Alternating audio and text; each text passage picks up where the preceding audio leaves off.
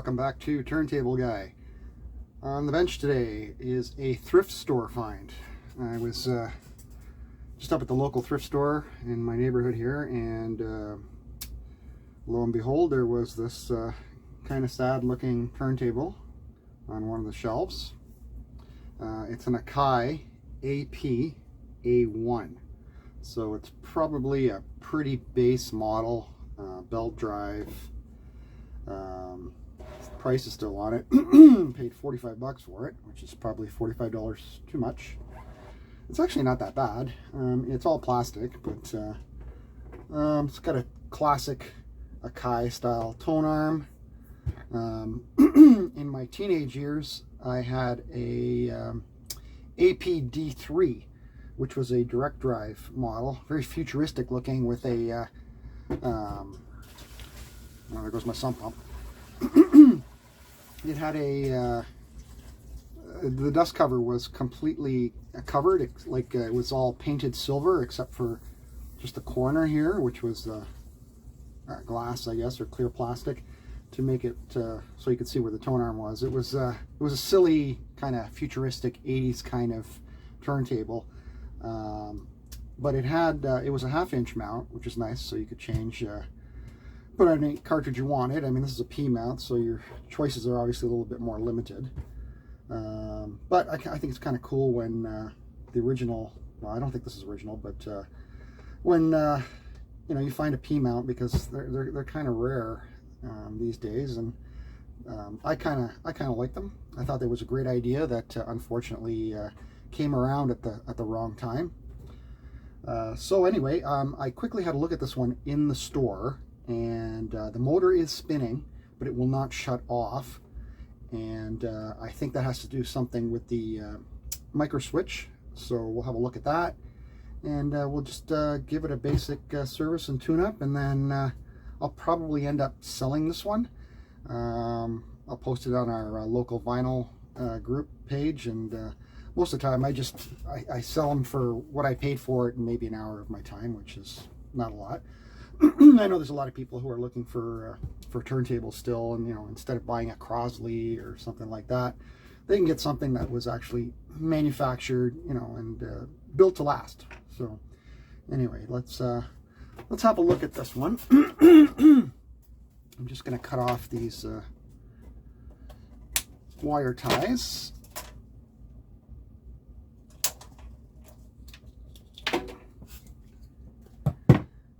And I'll show you what it's doing.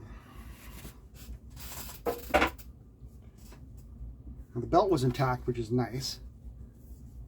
And the mat is always upside down. If you ever see like your mat with these heavy ridges like this, and if it's got writing on it like this, like a model number, you've got it upside down, right?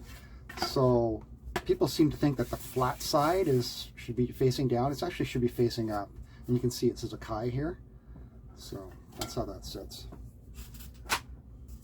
Yeah, so the belt's in place. It's a little loose. It's original, probably. Very tinny. Right, nothing high end here. Here's our belt. You can see the wear mark here. So it was obviously sitting in that spot. So what we'll do is we'll service the belt. I'm going to boil it. And what I do is I put the belt in like a Pyrex bowl filled with hot water, and then I put it in the microwave for like, I don't know, 3 or 4 minutes, and it'll actually shrink the rubber a little bit. I mean, this is not bad, but you can feel it stretched. And then I'll clean it with a little bit. Oh, see, it's got a little bump there. I don't know if you can see that. Right there, there's a tiny bump. And that's right here. That's probably where it was sitting, right there, on the motor for God knows how many years, right? But that's not too bad, because when we'll turn it around, we'll clean it, we'll boil it, and we'll put it back in place. So anyway, so this is what this one's doing. See, as soon as you plug it in, the motor starts spinning. I know that's impossible to see, but the motor is spinning, and it will not shut off. So that means the trip mechanism for the arm is not working. And oh, you can see right here, this mechanism here is the auto return, and it should be attached to the tone arm. So when you swing, the tone arm naturally swings out. This should come forward and trip this switch right here, which should in turn activate the auto return. And you can see the arm does lift, but obviously the arm is not attached to this mechanism anymore. It's not attached to something, so we gotta look inside. That should not be sliding around like that. So what we need to do is take this off. I'm gonna remove the cartridge. I don't like this clamp. It's not very strong, and you can hear the motor. That really needs some lubrication. To remove a P-mount, you just remove this little screw, and then you just pull. And out comes your cartridge with a bent stylus, unfortunately. That's too bad. Look at this. See that? That one's shut. It's too bad. Techniques P511. That's probably a good cartridge.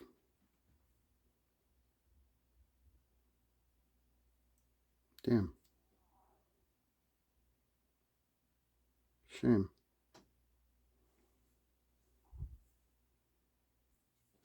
Okay, I saved you the boredom of watching me take off the base plate here. There is very little to this turntable. There are two speed pitch pots right here. I'm just going to hit those with a little bit of contact cleaner because we're going to adjust the speed. I'll just let that soak in.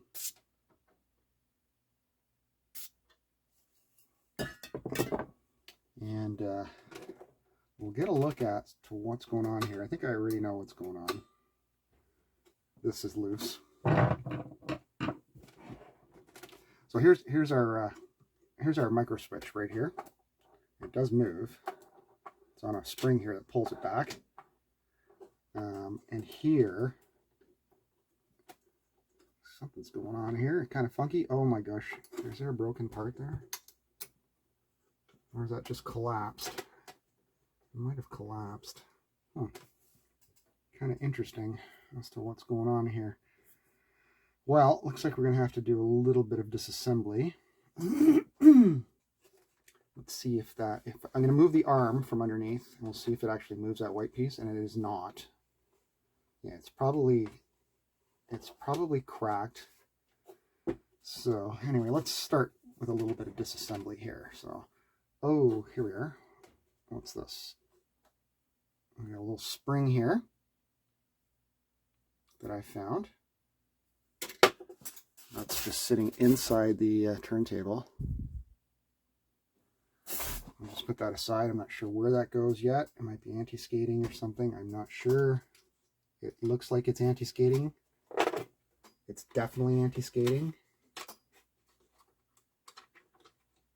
What is going on here?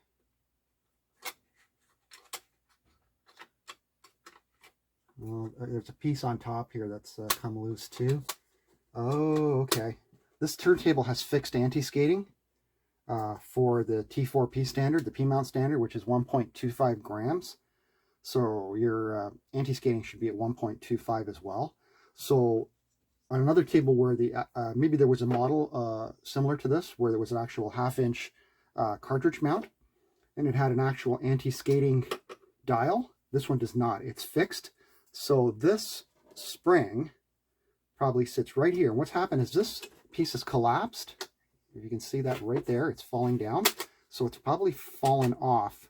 This is the anti-skating right here. So that it probably keeps tension on this. We'll have a look at that. And I noticed from the top, there's a little dab of glue. So this needs to be glued down. All right, so we know this is the anti-skating spring. All right, let's start with removing the shield for the tone arm wires, because that's kind of in the way. There's our tonearm connection here, and obviously this is loose, and this needs to come up. Okay, this is going to be an easy repair, I think. Oh, there it is. See, this should be nice and tight on this post, and it's not, and it's probably because, yes, it's cracked. Classic design fault. So what happens is this screw gets tightened against this post, and the back and forth movement of a metal screw in a piece of plastic, and you guessed it, it has cracked over time. So that's what it is. And it's not, see, it should be sitting right about, well, high enough to activate the micro switch, right? So, which is probably right there. So there's our issue. Will this come off? Yes, it does. I'm almost wondering if I should desolder all these wires, just so I have better access. And I think I will.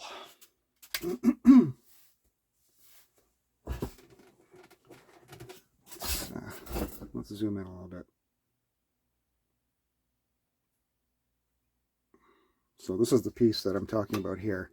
It needs to be on that micro switch. You can see it right there. Now it's clicking.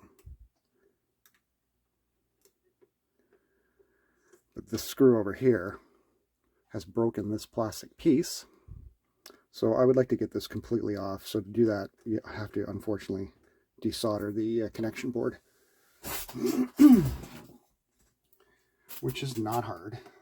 You just have to be very careful with the tiny little wires. You don't even need to strip the wires. The heat from the soldering iron will melt the insulation. And I'll probably, they look kind of sloppy. I'm going to put a little bit more on there. Here's your arm ground right here. Your red is your right positive. Your green is your right negative. Your white is your left positive, and blue is left negative. And they're not marked, but you can't really make a mistake here because you can just follow the traces. So red goes there, green, white, and blue based on this. Okay, iron's hot. Let's start pulling these. I think what I'm going to do is just kind of put this back in place, and maybe I'm going to put that screw back in without the shield, because it'll make it easier for me to solder or desolder.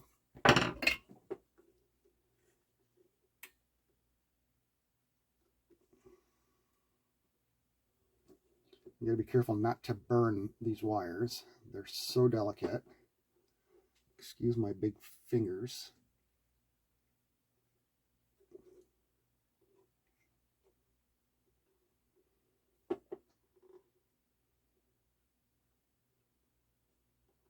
It's finicky stuff. I usually do this stuff under my magnifying glass. Because God knows I can't see anything anymore, so even with my reading glasses on. You guys are seeing this, right? Barely. Sorry.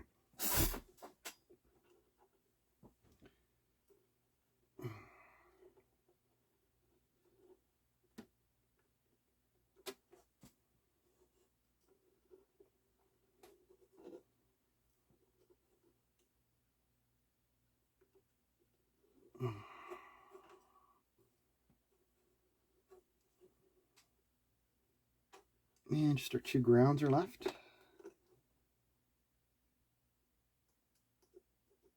There we go. All right. So now,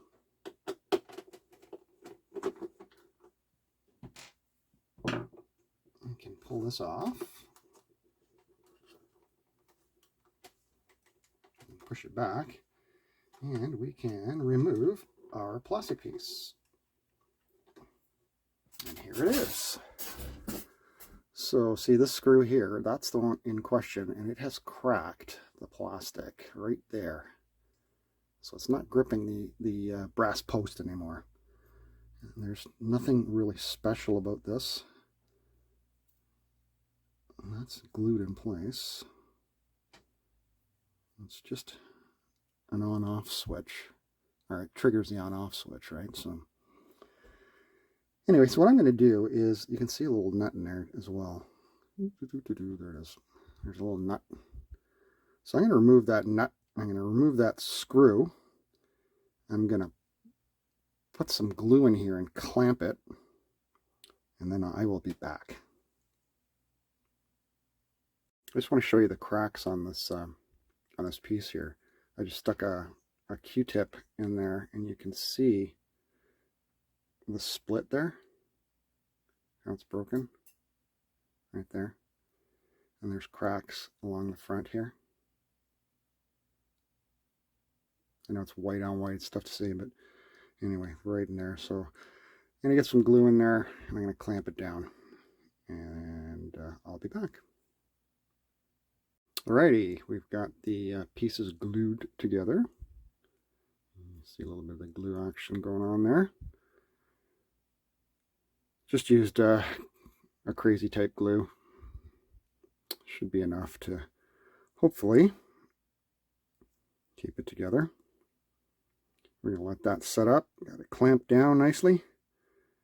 And hopefully I mean, it might not be a permanent fix. The other option is to physically glue this to the brass post on the turntable if it doesn't want to stay. I mean, you know, what are the chances that it's going to come loose? It probably won't, but that's the other option. If this is completely broken, you can just glue it to the post, or you know, you can leave your turntable spinning 24/7. So anyway, let this set up, and then we'll get back to reinstalling it. All right, our glue has set up, and I have put the piece back into position. All I did is I just grabbed the wires together, and I fished them through the hole. So it was sitting completely incorrectly before. I thought this was the trigger, and that is 100% incorrect. This is your trigger. Okay, so as the arm moves, that turns on the arm, or the motor, and as the arm swings, this little peg here pushes your auto return lever forward, forward, forward until it trips, and the auto return will come back, right? And you can see how this is angled downwards. That's just to get contact on the micro switch, and then it's off. So this screw needs to be tightened in the 6 o'clock position here. So right here. So we're going to tighten it there, and then we're going to put this board back down and resolder our tone arm connections, and should be functioning normally. In the meantime, I took it upon myself to boil and wash the belt. Okay, so I boiled it for 5 minutes in the microwave, and I washed it with some soap and water, and then cleaned it with alcohol. And now it's sitting nicely. It's just taut enough around the platter, so it's turned out really nice. So it is completely usable. Anyway, I'm going to get this screw tightened down. I'm going to get these resoldered, and I will be right back.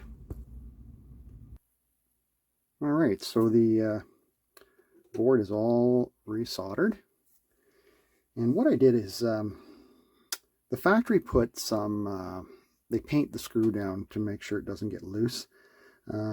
I tightened it to the absolute minimum where the screw was just making contact with the brass post of the tone arm, and just a turn more, just a little bit. I don't want this plastic to split again. And then what I did is I put a little bit of crazy glue on a screwdriver, and I just touched the end of the threads on the screw where it touches the post. So there's just a touch of glue there. So if for some reason this tone arm has to be removed, it's not going to be difficult to unscrew this, this screw. Okay. So, all right. So now all we need to do is apply it, put our shield back on here.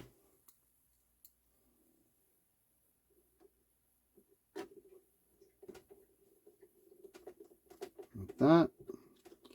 And we should be back in business. Okay, so you want to keep your eye on this piece of white plastic here as I reach underneath and move the tone arm. See? Now it's activating and it's shutting off when the arm returns to its rest. And you can see that this white piece here, if this was sitting normally, will now push on the auto return mechanism. So this is repaired. I also took the liberty of gluing that top piece down. So it's just a matter of figuring out how this little anti-skating spring attaches. So I'm going to figure that out and then I'll show you the result. And what might be the most ridiculous anti-skating I've ever seen. Of course, this is set by the factory. So this spring goes on that post, just to give you a wider look here. And it goes through a little notch on the bottom of this black piece. And it just sticks out the back. There's another little notch there. So as the turntable arm goes across, try to do this with one hand. Like that, you can see that little wire going in and out, right? And it provides just enough back tension to provide anti-skating for the arm. Now, unfortunately, what has happened, sorry, I'm just trying to lock the arm in place here. Really difficult with one hand. Okay, what has happened is there is a little post here. Phone call. There's a little post right here that retains this black piece, and as you might guess, it was a tiny little post like this, and here is the remains of it in my hand. That stupid little black retainer has gripped into the plastic and it's impossible to get off, and as you would think, the post has broken. So somehow I'm going to have to try and glue that tiny little thing back on and get that black clip back on just to keep that black piece from falling down. So this should be extremely difficult and kind of annoying. So I'll let you know how it works out. Okay, it's all back in place. I did glue this back down, this little nub here. I put the spring in. You can see the spring attached to that back piece right there, and the spring comes through the bottom of this piece and exits over here, and it moves back and forth as the arm goes. Now this was the cause of all the problems. This black clip here, I did not push it down all the way this time, because I was afraid it's going to snap this glued piece off. So what I did, I just pressed it in just a little bit and I put a little dab of crazy glue on it so it doesn't move. So the anti-skating is repaired. Also, if you look in here, see the tiny little ball bearings? You can put a little dab of oil there.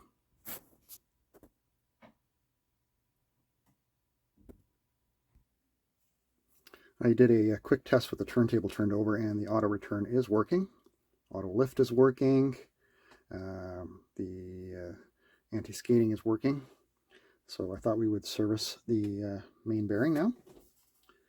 Let's see here. Looks like it's just held in with one screw. How big of a screw that is. These are usually pretty difficult to remove. And what I usually recommend is that you grab some cutters And you grab that screw and you give it a twist with the cutters.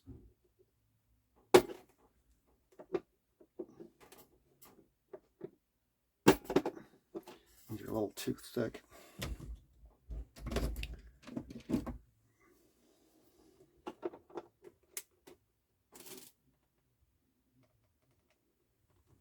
There we go. So that gets it moving at least. And now hopefully we can unscrew it the remainder. It's a really tiny screw and I can't see very well.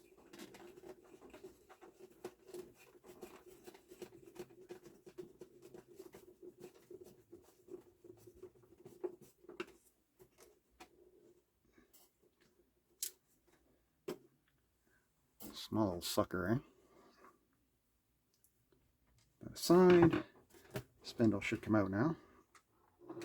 And it does, and it is completely devoid of any kind of lubrication. It is totally dry. Oh, I lied, there's a little bit of crap on the end there. So, I guess we'll service that next.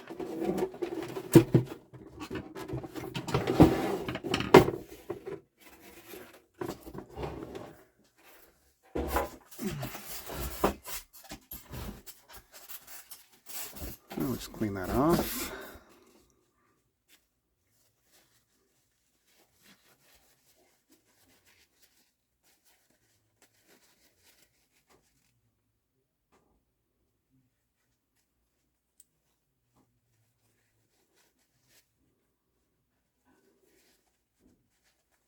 A little ridge up here. Probably the old grease that died up there. We'll hit that with a little alcohol. Just going to zoom out a little bit here.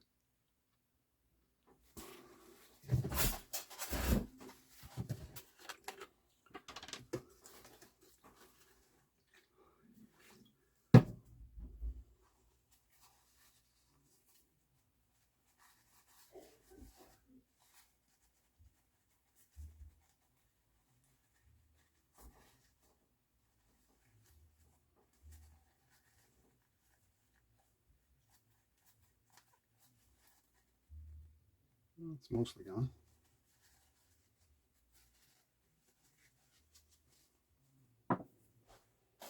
And we'll clean out our pit. See what's in here first. Very little of anything in here. Just some grease. There is a ball bearing in the bottom. Let's see if it'll come out. There it is. Don't want to lose that.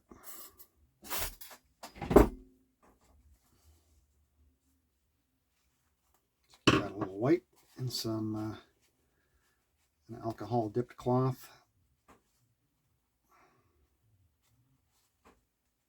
And we'll put it right here. And we'll continue on cleaning out the bearing well.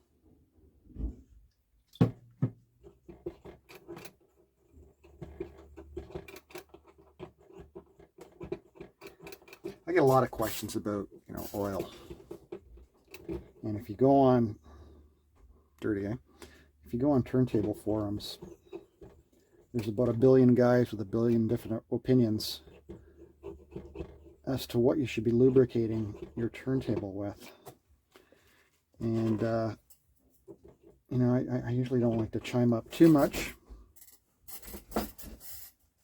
because my opinion is no better than anybody else's.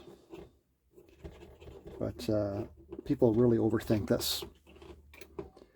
And the only thing I usually tell anyone who's looking for some advice is probably don't use car oil, like car engine oil, automotive oil. The reason being is that car engine oil is specifically made to suspend combustible particles, right, from the internal combustion engine. And it's filled with all sorts of cleaners, anti-wear additives, right, that are obviously needed in something like a car engine, right? You got to keep it clean. Oil has to be, or the dirt has to be suspended in the oil, then brought to the oil filter, and so forth, right? Now, you don't need that in a turntable bearing. And although I don't know if there's any scientific evidence for this, but I'm thinking that all those additives that are in car engine oil, like calcium, sodium, all that stuff, I'm not sure what kind of effect it's going to have on a brass or bronze turntable bearing over time. It may have absolutely no effect, right? But, you know, is it necessary? I mean, if it's the only thing you have on hand, then it's better than nothing. It's better than running this dry, right? And, you know, allowing it to get friction, scraping and so forth. So, you know, use anything is better than nothing. That's what I'm trying to say. But, you know, you just need to pop down to your hardware store and pick up a light electric motor, oil, something that's synthetic or even mineral. You know, as long as you change it once in a while, there should be no issue. So, you know, I've always been a proponent of using a non-detergent lubricating oil. This is just SAE 30. It's got absolutely no detergents or dispersants or anything like that. It's just plain old oil. Okay, and that's what I like to use on a lot of these Japanese turntables. So I put a little, or more than a little, dab there. I'll just let that go down, and we'll throw our ball bearing back in. There it goes, and we'll give that a splot of oil. Couple drops. All right, and then we'll let her go back in.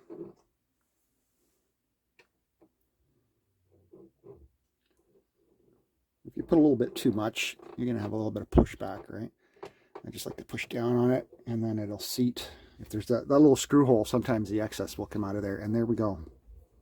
Lovely. Nicely lubricated. There's auto return working great. I'll show it to you in action, actually. Okay. So if this is spinning, we hit the cut.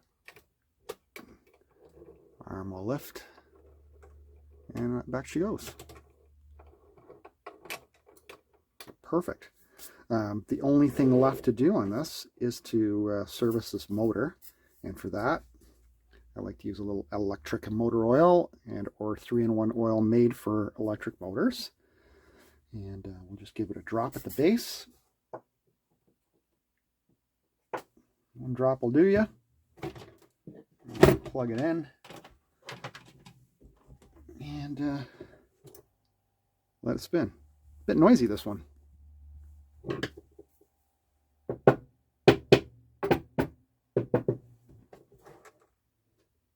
As soon as I lifted it off the bench, it quieted down. It's a Sankyo motor. Yeah, that's quiet. That's it. That's all you need. Other than that, another service I would recommend here is to clean the motor spindle here with a little bit of alcohol and a Q-tip. And I would say this one is done. So what I'm going to do here, after I end the video, is I'm probably, yeah, it was making noise because the motor is actually sitting right on top of the bench. I'm going to give this a nice cleaning. I'll probably polish the lid, make it look brand new, and then probably sell this one. But let me get it all back together, and we'll see what it sounds like. Oh, there's one more thing I thought we could do here is set the speed and see, or check the speed, and then maybe set the speed. Let's see what kind of speed it's holding. Nope, not a return. Of course. The motor is going to be a little noisy. It is it's actually really good. Maybe a smidge.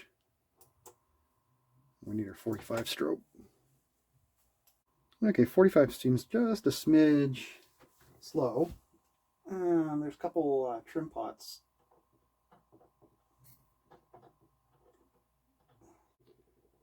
Yep, this is 33. So we'll set 33.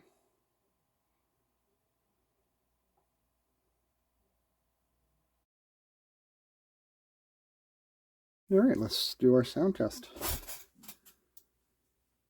So this is a semi-automatic. So you want to lift your arm, and that's interesting. This is so slick that the arm is sliding away. So a trick to fix that is alcohol on a Q-tip again, and just run across this rubber here and under the arm where it rides.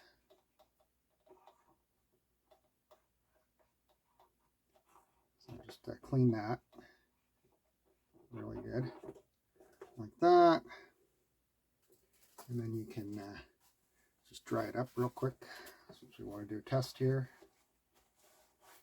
Let's see now if it stays. Not sure why it's doing that, unless this is crooked. Oh, that's a little better. It's starting to dry up now. Oh, there we go. Now it's starting to stay. Okay, it's just a little wet still. So our anti-skate is working because it's pulling back, right? So okay, so let's do that again. So arm over, there we go. Now it's staying. Lower.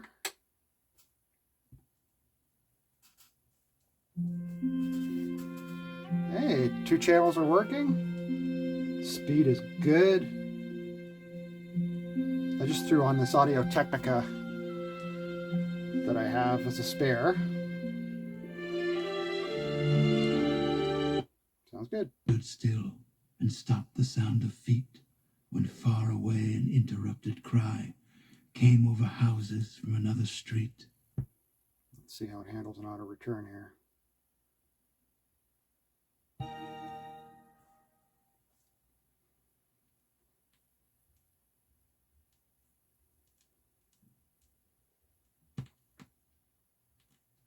Well, that's not very good, unless we have to reset it.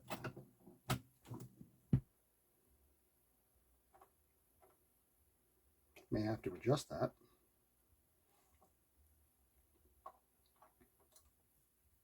Let's try again. There's an adjustment screw over here. Might have to hit that.